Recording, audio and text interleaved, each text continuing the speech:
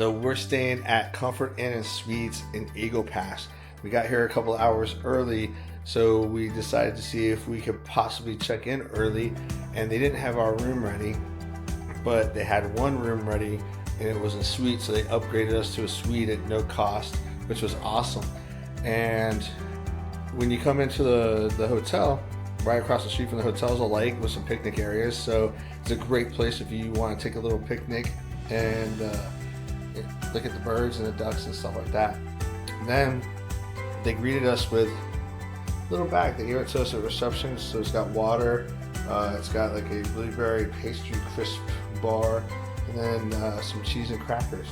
And then there's another thing that's pretty interesting that I've never seen at any hotel before. They actually provide a laptop. So it's secured in, so you can't take it, but you get a laptop, so you don't even have to bring your own laptop. They got one here for you. And they offer they have a huge menu for breakfast. They have it posted right by the reception desk. That was pretty cool. Like, there's a lot of things in there that even I would eat. And there's several vending machines, even some that have hot pockets and things like that in it, so you can bring it up to your room and put it in the microwave. So let's go check out the rest of the hotel.